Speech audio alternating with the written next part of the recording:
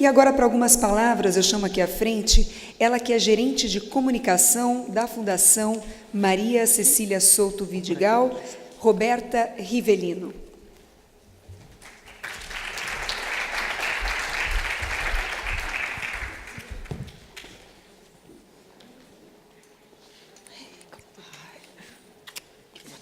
Olá.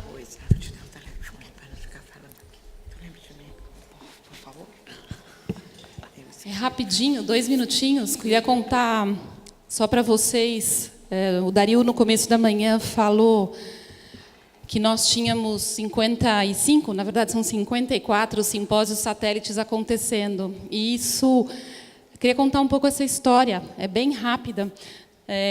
A Fundação, há 10 anos, promove esses encontros, né? Começaram com workshops, pequenininhos, 50 pessoas, e nos últimos 7 anos, né, que a gente vem aumentando o público, cuidando para que o maior número de pessoas consiga acessar todo esse conteúdo que a gente compartilha aqui durante esse dia, ou de e-mail, ou 2 dias. E o ano passado, quando a gente fez o simpósio pela primeira vez fora, né, em Fortaleza, no Recife, nós tivemos... A gente falou assim, bom, será que a gente consegue replicar o que está acontecendo aqui fora? E a gente teve a ideia de fazer um manual e criar simpósios satélites, e onde a gente dava um guia, né, para as pessoas, falando, bom, vai acontecer isso, os palestrantes são assim, como é que você se conecta, que tipo de dinâmica você pode fazer se cair a conexão de internet. Caiu, na verdade, várias vezes, inclusive. O ano passado, a gente se descabelava, e a gente tinha 13 simpósios satélites acontecendo, com mais ou menos umas 500 pessoas assistindo. Esse ano, a gente resolveu replicar, né, a mesma experiência do ano passado. A gente teve muitos simpósios que se inscreveram, 54 confirmaram. Durante o dia de hoje, mais de 20 desses simpósios interagiram conosco, a gente respondeu perguntas, né, ao longo do dia, de gente que estava recebendo. Então, queria mostrar algumas fotos. A gente recebeu fotos aqui, né, Erechim, no Rio Grande do Sul, Campinas, no estado de São Paulo, Rio Branco, Sorocaba, Mossoró deu overbooking. A gente ficou super felizes.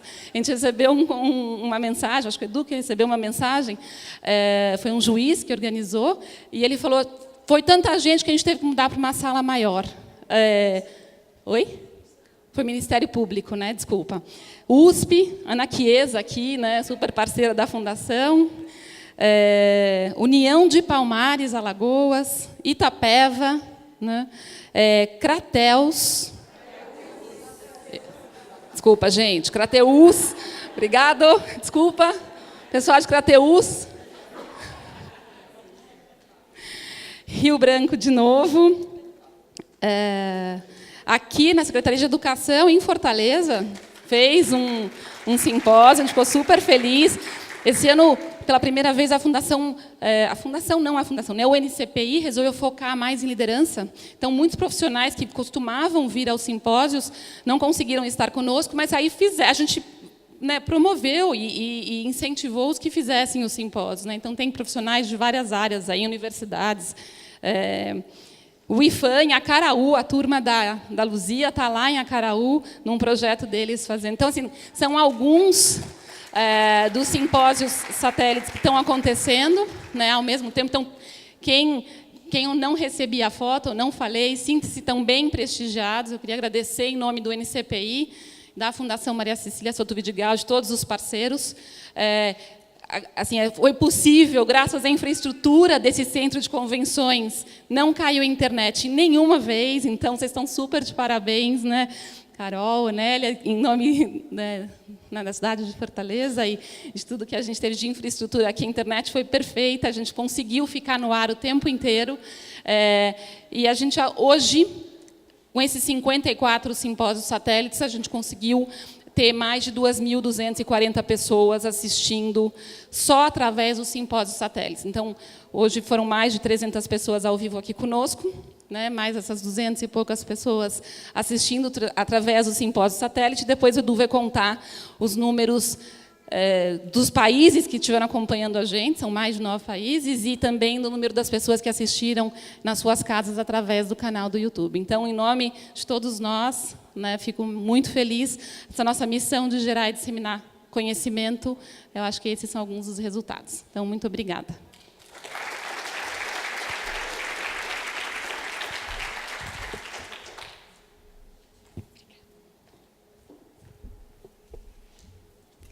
Bom, então a gente agora tem a certeza de que realmente muita gente acompanhou esse simpósio. A gente está se aproximando aí do encerramento. Então, mais uma vez, tem alguns recados agora. Gostaria de agradecer a presença de todos vocês aqui no auditório, em especial a todos vocês que nos acompanharam, seja pelo simpósio satélite, seja pelo seu laptop, seja pelo seu celular, pelo seu tablet. Muito obrigada pela participação. Um agradecimento especial também à equipe Moon, o pessoal da facilitação gráfica, muita gente aqui super encantado com o trabalho deles.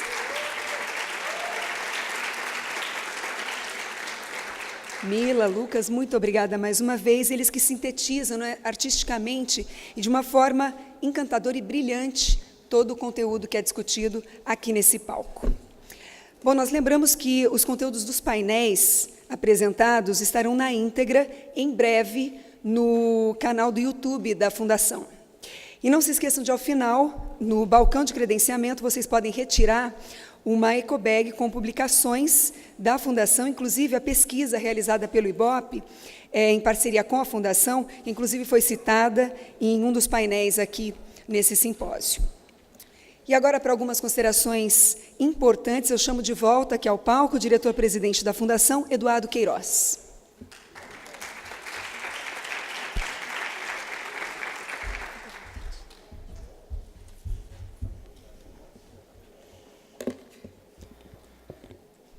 Pessoal,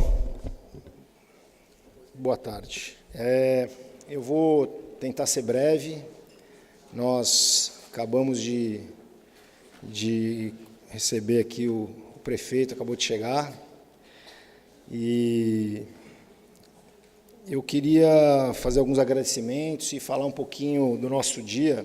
Às vezes passa rápido e passou rápido, só para a gente ver o quanto que a gente conversou e falou sobre primeira infância hoje, e a gente vai levar um pouquinho, cada um vai levar um pouquinho para sua casa, né?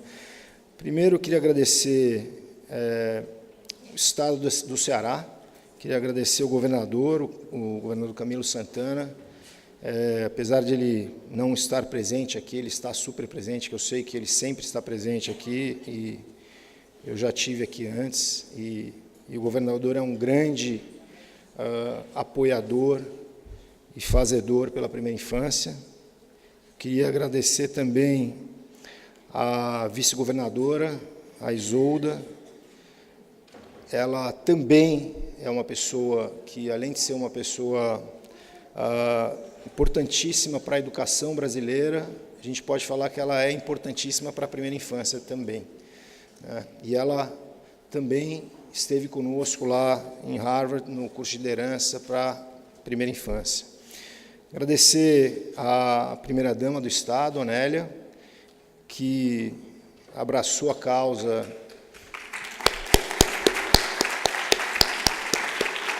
da primeira infância de maneira exemplar. Também é ex-aluna do curso, aplicadíssima, né? Voltou e exerceu a liderança aqui, e realmente tem mostrado para o que veio. O prefeito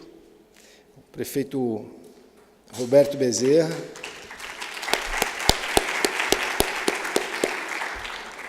que ainda não é ex-aluno do curso de Harvard, mas vai ter uma pressão, viu, prefeito? Pode esperar que vai ter uma pressão. Mas a gente já sabe que o senhor é um grande apoiador da primeira infância na cidade. A primeira-dama Carolina, que é ex-aluna, super aplicada também.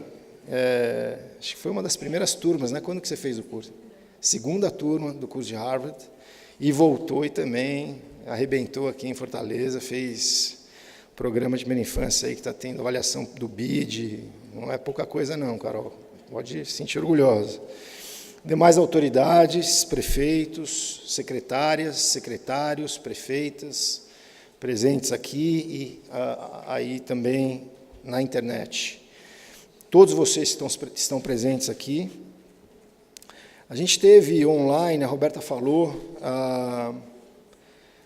mais de 2.000 atualizaram. Meu número está um pouquinho menor aqui, mas a Roberta falou que foram mais de 2.000 visualizações, não sei como chamar direito, mas acho que são visualizações em 9 países. A gente teve gente no México, a gente teve gente nos Estados Unidos, Israel, Itália, Holanda, Argentina e Tanzânia.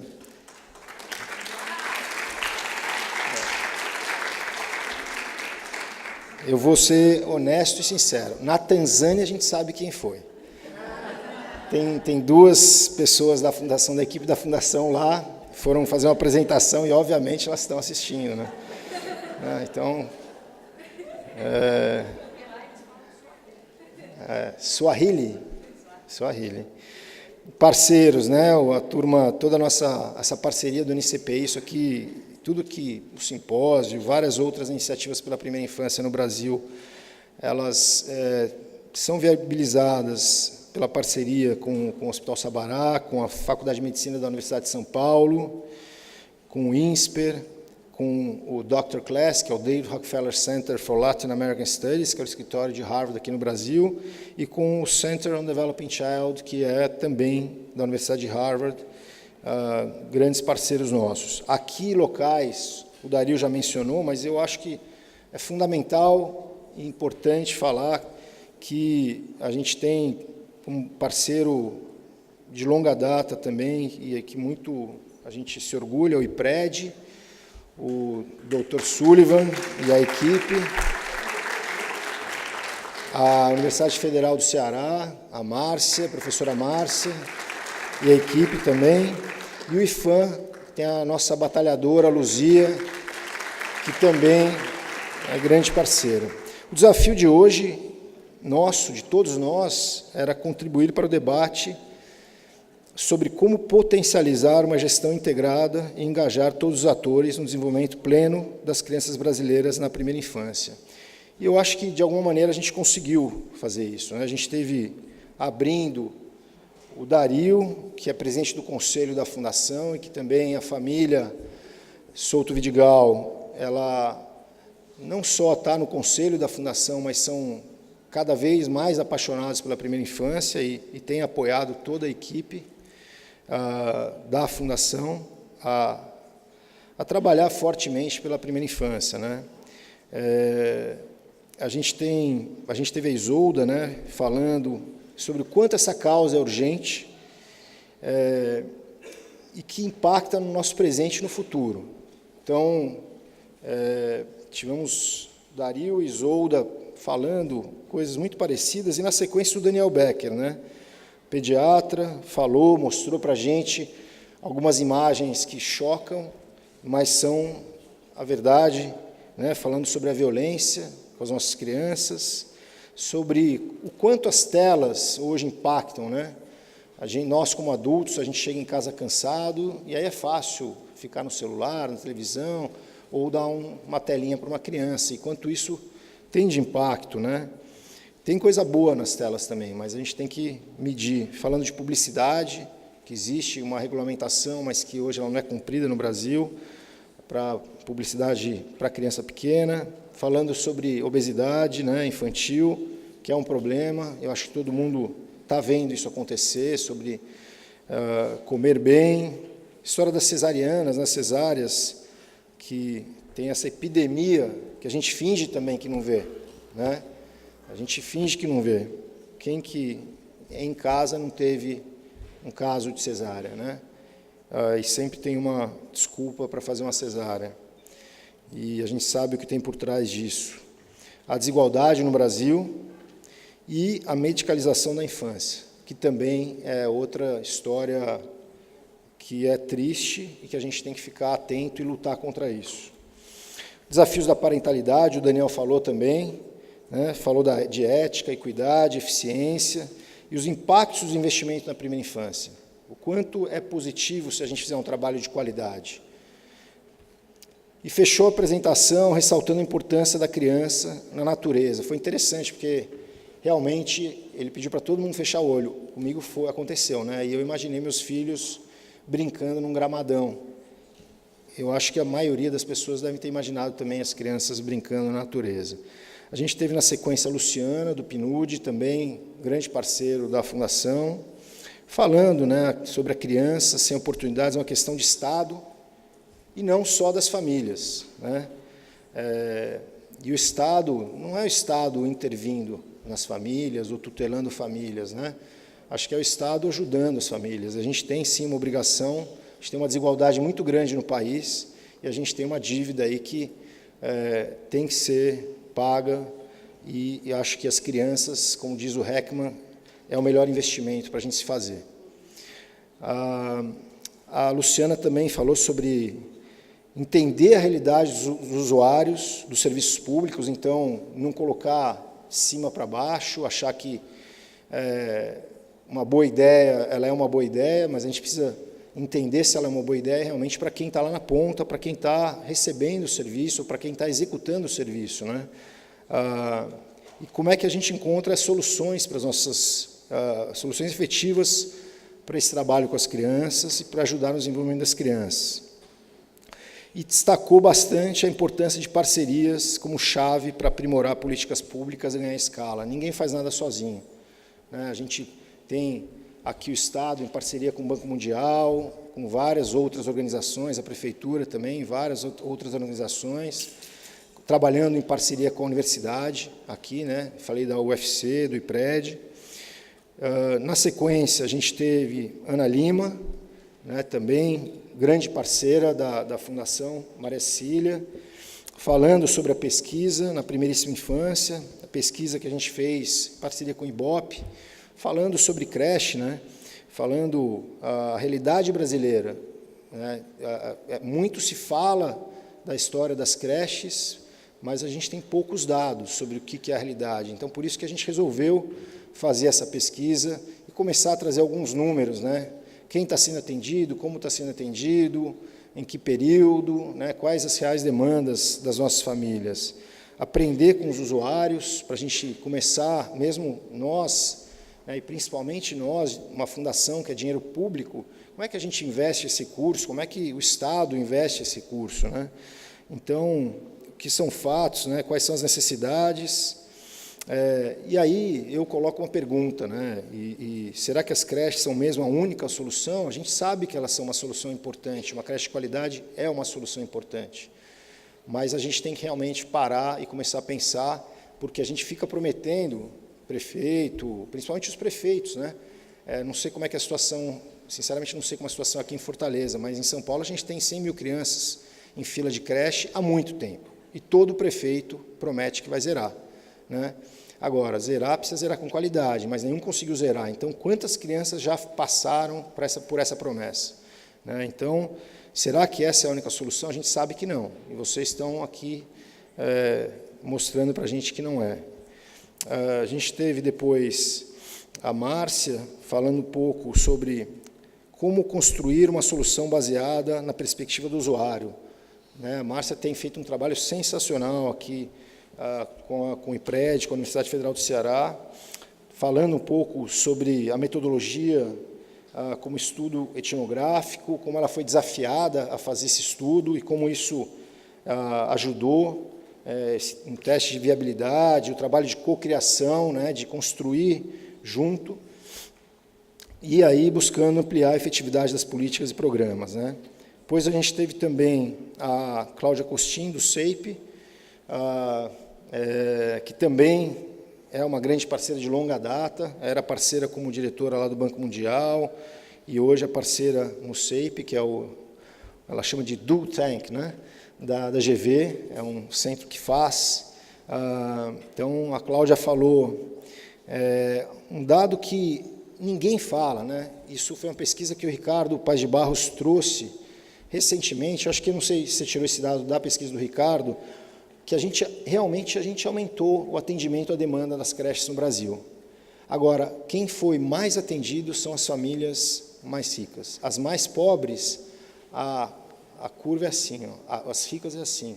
Então, a gente falar que está na Constituição, que é direito de todos, é bacana.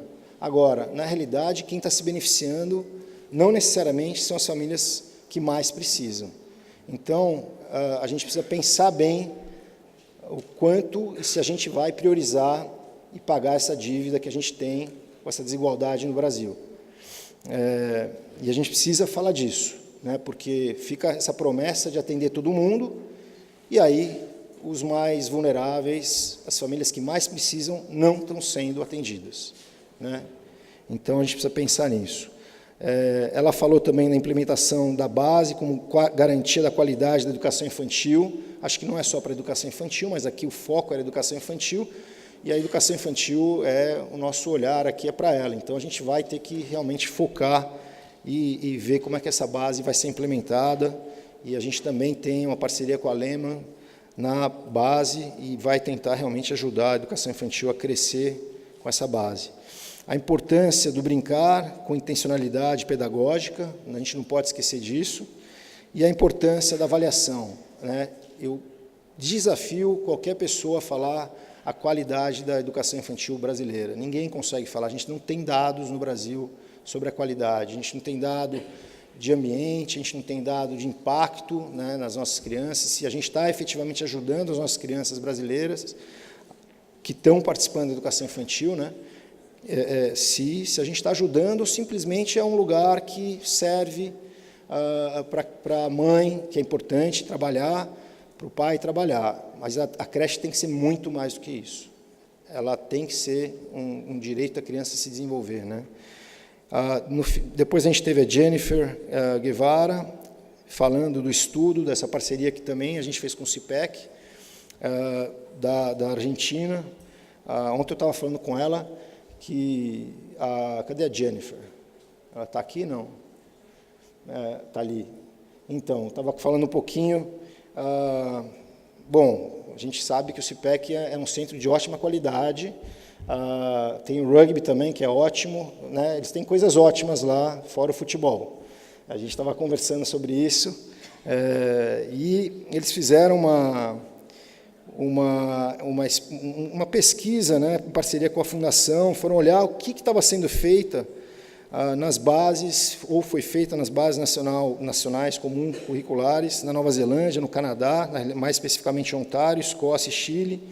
Falou um pouco dos aprendizados da implementação no Chile, essa crença na mudança de paradigma, uma liderança forte, sensibilizações, mobilizações, treinamento dos profissionais. Tem um trabalho grande, que não é só entre aspas, né? Montar essa base e construir essa base, vai ter implementação, né? E, por último, a Carolina Larriera, falando do desafio, prefeito, pena que o senhor não estava aqui, mas realmente fazer mudança é importante, que realmente mude o status quo, tem pessoas que vão perder, e isso é um desafio para os nossos gestores e gestoras públicas, né? Essas mudanças, elas realmente não agradam a todos, né? A gente sabe disso, mas elas precisam ser feitas, né? E a gente tem que ter lideranças como vocês que têm desafiado a educação, estão desafiando a primeira infância, para a gente mudar esse status quo e realmente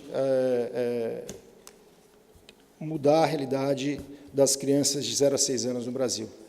Eu queria agradecer também a equipe da Fundação Maria Cecília, agradecer a equipe da Roberta. Cadê a Roberta? Está ali. A equipe da Roberta, que trabalhou bastante pelo simpósio, para esse simpósio acontecer. Toda a equipe do Edu Marino, também, que trabalhou bastante. Da Carol, que está lá em São Paulo. Não veio ninguém da Carol?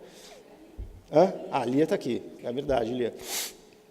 Sem a Lia, também, a gente não teria nada de tecnologia. Então, agradecer toda a equipe da Fundação, agradecer a todos vocês, agradecer ao governo, de novo, à Prefeitura, pela receptividade, esse centro que maravilhoso, que vocês estão realmente de parabéns, a gente espera continuar essa parceria que a gente tem com vocês aqui no estado do Ceará. Eu queria agora, para encerrar, chamar o prefeito aqui da cidade de Fortaleza, o excelentíssimo senhor prefeito de Fortaleza, o senhor Roberto Cláudio Rodrigues Bezerra. Prefeito, por favor.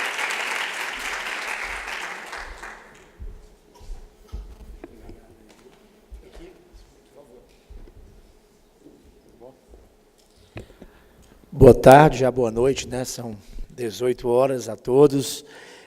Inicialmente, expressar em nome do Dario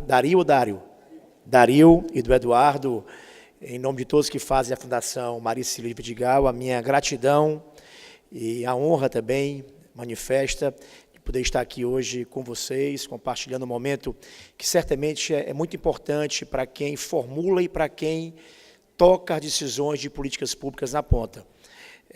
Sobre um tema absolutamente sensível às cidades que vivem, convivem com o desafio da desigualdade como a nossa. Mas muito obrigado pelo convite, uma honra poder estar aqui nesta noite consigo, em especial finalizando esse evento, como eu disse, de valor acadêmico e público nacional. Também registrar a satisfação de estar aqui acompanhado da primeira-dama do Estado, a minha amiga Onélia, e já registrar que o governo do Estado, o governador Camilo, é um entusiasta da causa e um grande parceiro do município nas ações da primeira infância. Também saudar a todos que fazem a equipe da Carol, chamar a Carol de primeira-dama é assim, um pouco formal demais, mas que fazem a equipe da Carol, que é quem faz a minha cabeça a respeito do tema. Então, parabéns a toda a equipe da Prefeitura, em nome da equipe do Gabinete da Primeira-Dama. Também estender a gratidão pela parceria à nossa Universidade Federal do Ceará, muito especial a uma talentosa acadêmica que, para além de profundo conhecimento científico, tem a capacidade de trabalhar em equipe, de seduzir aos seus parceiros, que é a minha amiga professora Márcia Machado, pró-reitora de extensão da Universidade Federal do Ceará. Também abraçar o meu professor de pediatria, não o vi aqui, mas me deram aqui a nominata dele, que é o professor Sullivan Mota, presidente do IPRED. Também a minha amiga e parceira Luzia Lafitte, do IFAM. Então, aqui, 3 representantes da Prefeitura, a secretária de Saúde, a Joana, de Educação, a Dalila, e a presidente da FUNCI, a Tânia. A todos também a nossa gratidão. Também registrar aqui o Rui, está por aqui, um forte abraço, Rui, em nome de todos que fazem a Unicef, e também com muita honra aqui contando com a presença da Cláudia Coxim, do laboratório SEIBIN, referência em medicina. Não, está no laboratório, está lá agora? Ah, é? Laboratório, não, estou vendo laboratório SEIBIN aqui. SEIBIN. Que fizeram, eu acho que interpretaram e já descreveram aqui errado. Mas um prazer ter aqui a Cláudia entre muitos participantes. Minha primeira palavra já é, finalizando o evento, de boas-vindas a vocês. Espero que estejam usufruindo bem a nossa cidade. Nós temos o orgulho de nos considerarmos uma cidade acolhedora, que gosta de receber os visitantes. Não por acaso o governo do Estado construiu esse extraordinário equipamento, exatamente para fazer do acolhimento a quem nos visita, em especial para esse tipo de cerimônia de evento, essa cidade é uma cidade ainda mais gostosa de ser usufruída e curtida. Então, espero que todos estejam gostando dessa estada aqui em Fortaleza. Eu vim, para ser honesto, pensando no que eu ia falar, porque disseram que eu ia só finalizar o evento, e depois disseram que ia ter uma fala minha no final. Eu achei só que eu ia fazer a bênção final, E vim pensando aqui o que falar, e acho que num ambiente técnico como esse, científico, qualquer coisa que eu falasse mais técnica a respeito da primeira infância poderia parecer frugal ou simplista demais. Imagino que quem formula acadêmica e cientificamente sobre o tema tem muito mais capacidade de falar sobre essa etapa importante do desenvolvimento. Também falar a respeito das nuances técnicas da implantação das políticas de primeira infância, talvez seja o papel dos técnicos de governos e prefeituras que acabaram acumulando muito mais conhecimento a respeito dessas experiências. Então, eu imaginei que falar na condição de prefeito pudesse adicionar algum tipo de nova expectativa ou dimensão, né, a essa riquíssima e necessária discussão que está sendo feita hoje no mundo, né? E eu começo por aí. Né? A gente olhando para a história recente, a gente imagina que a gente conseguiu vencer, ou está vencendo, né, alguns desafios que pareciam muito complexos. Eu vou citar dois que dizem respeito ambos à infância, e ambos estão sendo igualmente complexos de serem vencidos: a mortalidade infantil e o analfabetismo. Né? Quando a gente olha para a mortalidade infantil inicialmente, a gente entende que passa a haver uma certa convergência global a respeito da gravidade do assunto. É como se o mundo, ali na década de 60, final de 60, começo de 70, começasse a se incomodar com indicadores alarmantes e dramáticos que atingiam boa parte do hemisfério sul, né? E em algum significado também países europeus, que tinham aí taxas de 50 e 60, e isso era uma realidade social que, a despeito de ser dramática, não parecia tão dramática quanto parece hoje, porque não incomodava tanto aos governos, às nações, às instituições humanitárias, à academia. E foi necessária uma certa convergência global. Né? Nós chamamos de convergência global, primeiro, as instituições do terceiro setor, as instituições humanitárias, cutucando aí as universidades, os governos a se incomodarem, primeiro ao alarme, né? Ao despertar da necessidade de melhor se entender algo que é absolutamente inconveniente de ser convivido com passividade, que é imaginar que de cada 1.000 crianças, 150 ou 130 morriam, como morriam nesse estado na década de 70. Né? E, a partir daí, passou a haver um interesse, primeiro, da academia, em estudar com qualidade o que estava acontecendo, de poder entender por que é que, em diferentes áreas do mundo, havia uma disparidade tão grande, né, um fosso tão grave entre essas realidades. E essa, acho que é o segundo elemento importante desse tipo de convergência, é quando há dado científico, para além da militância, para além da luta que parece óbvia, é humana, é de bom senso, mas que carece de informações precisas, né, baseadas em evidência, para que a luta convença, para que mobilize recurso e para que mobilize decisão. E, a partir daí, passou a haver, aí sim, né, alguns tipos de convergências entre os governos nacionais e também subnacionais, para poder, baseado nesse tipo de informação científica e na luta dessas organizações, a gente poder combater ou prevenir a mortalidade infantil. O mesmo tem acontecido com o analfabetismo, e isso tem chegado mais recentemente no Brasil, né, e hoje já há um certo estado da arte, do conhecimento, que nos permite entender, primeiro, por que há disparidades, aonde estão as causas e que tipo de experiências têm cientificamente se mostrado mais ou menos vencedoras em lidar com esse desafio. Nós, aqui nesse estado, temos acumulado experiências em ambas dimensões desses problemas, a mortalidade infantil e o analfabetismo, e buscando, eu diria, seguir esse caminho dessas convergências globais, temos dado respostas mais ou menos eficientes e resultados que hoje, de alguma maneira, nos orgulham e nos transformam em exemplos nacionais para ambas as áreas. Acontece que, me parece que nós estamos no meio de um bom furacão, né? Que é um outro tipo de convergência global, agora em torno de um novo conhecimento que parece ainda estar chegando à mesa dos tomadores de decisão, mas um novo furacão que é a primeira infância.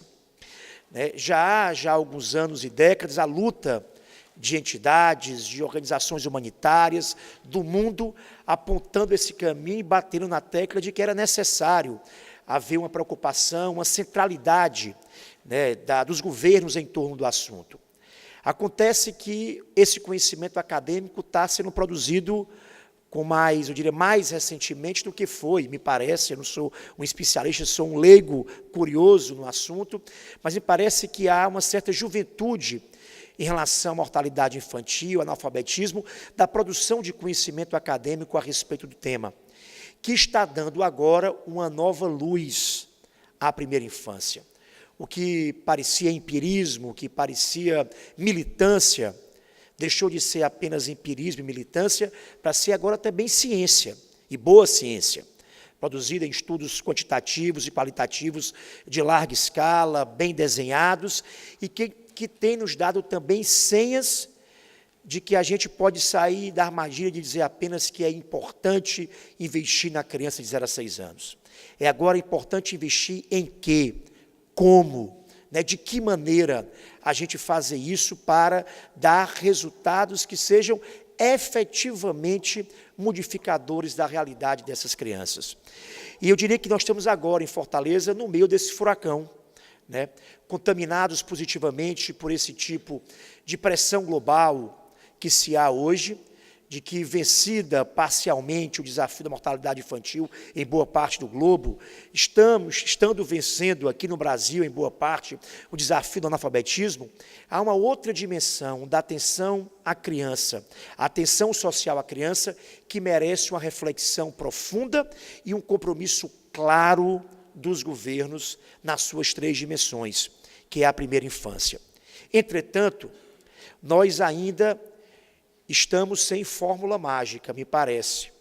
Não há um caminho que a gente tenha a segurança que, trilhando ele, a gente vai alcançar os resultados de forma objetiva ou padronizada. Ainda, graças a Deus, muito experimentalismo no que a gente está fazendo aqui e em outras experiências do Brasil, do governo do Estado, em outras cidades do mundo, né, mostrando o porquê da gente estar no meio desse furacão e ainda estar resolvendo as contradições e o desafio que, apesar de antigo, se apresenta como muito recente para muitos governos, incluindo aqui o nosso.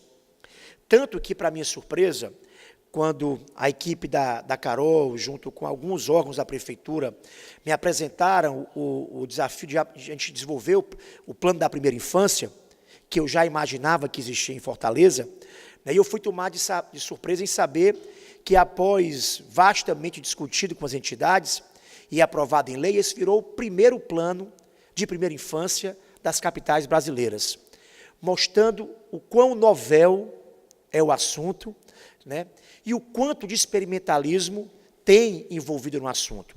E nós temos orgulho de estar experimentando também, com muita humildade, né, com muita humildade, para não ter respostas definitivas, não criar falsas expectativas, mas, ao mesmo tempo, reagir, enquanto poder público, a uma questão que, numa cidade pobre, desigual e violenta como Fortaleza, é especialmente mais grave. E, além e quero fazer um registro aqui, a gente estava ainda curando a ressaca da minha eleição, né? Uma eleição dividida, que foi decidida ali nos 49 do segundo tempo, né? E era muito natural que esse plano não pudesse engajar aqueles que pensavam diferente ou que militavam em partidos diferentes. E queria fazer um registro que houve um grande engajamento, a despeito de diferenças políticas, da cidade inteira e de suas instituições da primeira infância, que, a despeito da ressaca eleitoral recente, se envolveram, né, porque imaginavam e porque entendiam a natureza essencial do que estávamos todos nós fazendo. Então, esse é um registro que eu gostaria de fazer, que é importante para poder entender por que a cidade está conquistando alguns avanços, pequenos avanços ainda, em 4 anos, é porque, de fato, o tema está para além de uma prioridade apenas de uma gestão, mas entrou na pauta do município, engajando, inclusive, aqueles que pensam diferente do que eu penso politicamente.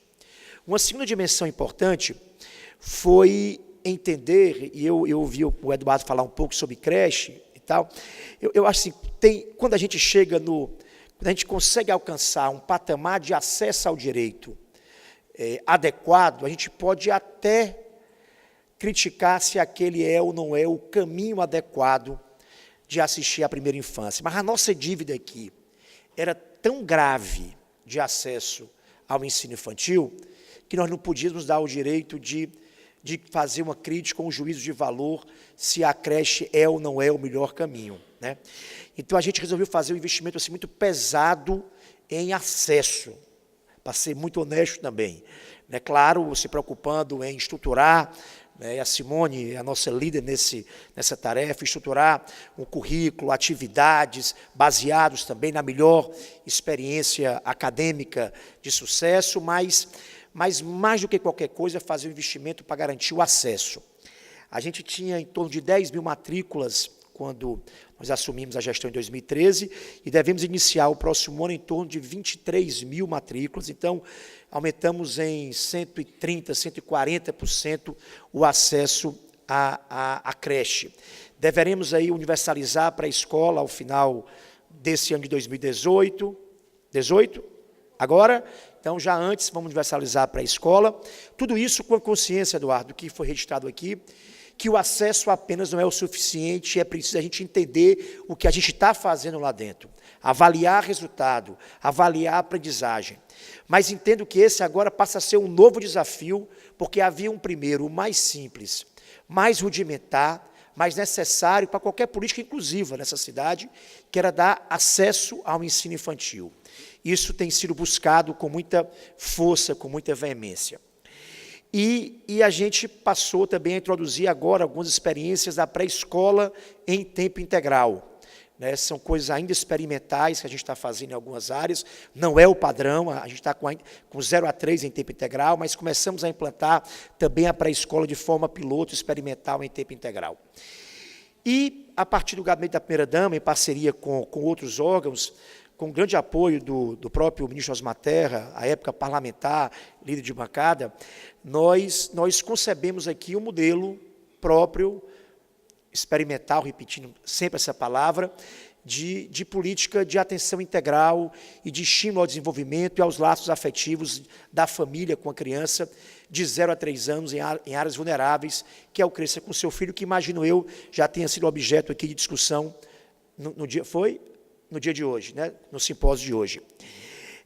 Temos, assim, muitas histórias, né, para contar, né, as dificuldades de implantar, operacionais, de integrar uma política que é transversal, dentro de uma estrutura de governo ainda muito compartimentalizada. A gente integrou o Cresça com a estratégia de saúde da família, para poder garantir já a capilaridade e a atenção já feita por agente de saúde e a equipe do PSF, mas isso nos custou, obviamente, muito desafio, e muito problema operacional na sua implantação e muito aprendizado também nessa experiência. Felizmente, a gente vai dar um passo agora novo, que é ampliar em quase 3 vezes a cobertura do Cresça, agora a partir de dezembro desse ano. A gente vai finalizar o ano ainda chegando em torno de 5 mil crianças em áreas vulneráveis, sendo acompanhados pelo Cresça. Também demos um outro passo mais na esfera mais lúdica, que era adaptar espaços públicos ao lazer, principalmente em áreas de mais baixo IDH. Então, fizemos aí um grande projeto de readequação e revitalização de praças e adaptação de praças ao uso infantil, inclusive com novos equipamentos. E estendemos também a cobertura dos nossos conselhos tutelares e passamos a ter uma relação muito próxima com eles. Eu diria que esse é um conjunto de experiências que a gente está implantando, né? O mais importante é que a gente tem um instrumento avaliativo que está sendo colocado, agora está em curso nesse momento, para poder a gente comparar, entender o que a gente está fazendo e qual é o verdadeiro impacto para o desenvolvimento dessas crianças e o seu futuro.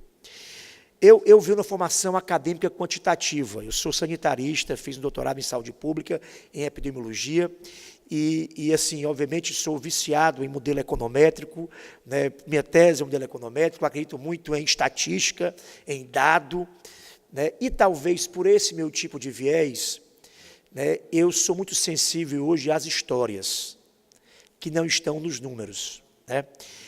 A gente vai ficando viciado em estatística, em dado, em produção desses dados e, talvez por isso, eu agora na condição de prefeito, tenha estado tão sensível, e eu vivo de histórias hoje, boas e ruins, né, de elogios e de cobranças em todo canto, e essas histórias hoje me são muito caras, talvez tenham sido o maior aprendizado que eu tenha tido ao longo desses 4 anos e 10 meses. E elas são, muitas vezes, sínteses perfeitas do que a gente tenta explicar num artigo deste tamanho dentro de um livro. Né, elas são sínteses muito bem acabadas, né, de realidades que o número ou o estudo dos números não consegue entender. Eu vou contar uma delas para poder finalizar a minha participação aqui. E nem diz respeito diretamente à primeira infância, mas indiretamente sim. Eu, no primeiro ano da gestão, eu fui inaugurar, na verdade, nem inaugurar, eu fui visitar a obra de uma ponte que a gente estava fazendo sobre o rio Maranguapinho. Quem é daqui conhece bem, é uma das áreas de mais baixo IDH da cidade, uma área muito violenta de Fortaleza, é uma área que liga o bairro da Granja Lisboa ao bairro do Bom Sucesso. E chegando lá, eu fui cercado de meninos, lá, e começamos a conversar e tal. Eu fui perguntando a idade de cada um deles e a série em que estava. E, de todos, haviam 2 que estavam fora da escola, um de 11 e um de 13 anos. E, não coincidentemente, eles eram irmãos. E eu perguntei por que é que eles estavam fora da escola. E eles disseram, não é por causa do Bolsa Família da mamãe, e a mamãe tirou a gente. Eu disse, não deve ser por causa disso, não. Enfim, mas aí eu não entendi bem a história, mas fiquei curioso, né? E quando acabou a conversa, eu disse, um deles disse assim, o pai deles é lateiro, né? E eu também não entendi a gíria. E uma liderança comunitária estava perto de mim, me cochichou, o prefeito lateiro é dependente de crack, que vive na rua usando a lata para fumar o crack. E aí eles ficaram incomodados ali com essa história, e eu pedi para eles para visitar a casa deles. E eles me levaram à residência deles, que ficava numa viela, e cheguei lá, vi uma mãe, se eu pudesse descrever sinteticamente. Havia ali uma família. Havia uma mãe, as duas crianças, essas na primeira infância, banhadas, a mãe sentada, quando me viu, ficou assim meio sem entender nada, né? Uma autoridade, e normalmente a autoridade não chega na casa do outro para dizer nada bom, não, né? E aí, a não ser em época de eleição para pedir voto, né? É isso que as pessoas normalmente referem, né? E aí, quando eu cheguei lá, eu pedi licença para entrar, para conversar com ela. E ela ali, meio cética, me ofereceu uma cadeira. Eu disse, olha, não se preocupe, eu não estou aqui para dar nenhuma lição, e nem. Eu fiquei só curioso, eu estava com seus filhos ali, estava vendo a obra da ponte, e eles me registraram que eles estavam fora da escola por causa do Bolsa Família. E eu queria saber como é que eu posso ajudá-la, saber se há alguma coisa que eu possa fazer para poder matricular os seus filhos na escola, ou se há um mal-entendido, ou se eu disse, não, eles estão fora da escola por causa do Bolsa Família mesmo. E eu, mas como assim? Não é o contrário, não? Eu disse, não. O Bolsa Família, para ser pago, eles têm que estar presentes na sala de aula. E eles são muito danados, e se ausentam muito e faltam muita aula. E o dinheiro que eu tenho para dar de comer esses 2 pequenos aqui, é o dinheiro do Bolsa Família. Então, eu tive que tirá-los da escola, então ela sumiu com os meninos dos registros por uma sobrevivência, por utilitarismo, porque o bem mais precioso para ela era o dinheiro para dar de comer aos 2 menores. Não tem nenhum artigo científico, nenhum estudo etnográfico que me tenha me chocado tão gravemente quanto isso. Para completar, a filha mais velha, de 16 anos de idade, era viúva dela, o pai preso, o pai desses outros 2, lateiro, e ela já separada do terceiro pai dos outros 2 meninos. Então, assim, essa é a realidade em que essas 2 outras crianças, na primeira infância, certamente iam encontrar os 2 irmãos já fora da escola, uma comunidade tomada pela violência, pela pobreza, pela miséria, uma mãe com enormes dificuldades sociais, pessoais, para garantir proteção, para possivelmente grandes dificuldades, agentes públicos de entrarem e acessarem a casa dela, porque ficava numa viela, numa comunidade muito violenta, e essa é a realidade fora dos livros, fora dos manuais, que nós temos que lidar na ponta e na prática. né? Então, assim, é um tema, para finalizar, queria só chocá-los um pouco, o quanto eu fiquei chocado e eu vi, né? Isso para mim, tem muitas histórias, mas essa foi algo muito forte na minha experiência de prefeito, que mostra um pouco a gente às vezes acha que está fazendo algo muito grandioso dentro do estado da arte, dos princípios corretos, acha que aumentar as vagas, dar acesso às políticas, né, vai garantir que as pessoas modifiquem a sua realidade simplesmente porque a gente está ofertando. E as coisas são muito mais complicadas do que isso, né? A gente tem que, nem tudo que a gente fala, o que a gente oferta, o que a gente faz, é o que essas pessoas entendem ou acessam, porque elas estão literalmente fora de qualquer direito à cidadania mais básico. E é preciso que a gente enxergue formas e caminhos experimentais novos, e um simpósio como esse certamente enriquece muito, né, o debate da primeira infância no Brasil. É preciso que todos nós que tomamos decisões, prefeitos, governadores, né, lá em Brasília principalmente, que fica tudo muito longe do mundo real e do que está acontecendo na ponta, que essas pessoas possam estar contaminadas pelo que vocês estão produzindo, pelo que vocês estão fazendo, pelo que vocês estão militando. Eu estou aqui para agradecer a vocês e dizer que eu espero muito que essa convergência global possa fazer, de fato, da primeira infância uma prioridade ao longo dos anos. Não sou um ufanista, não sou um utópico, mas creio que essa convergência global veio para ficar.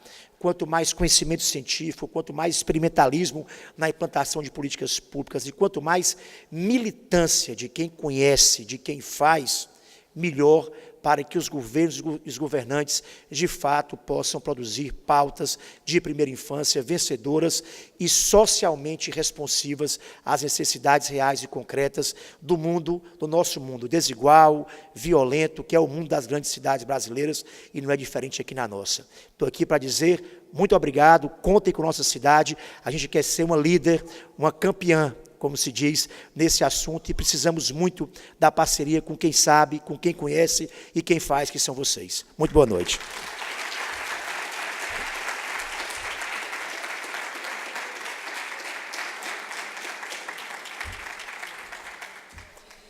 Bom, nossos sinceros agradecimentos ao prefeito de Fortaleza. E agora, senhoras e senhores, em nome do Núcleo Ciência pela Infância, agradeço mais uma vez a presença de todos, a participação de todos, a todas as equipes que contribuíram para a realização deste evento.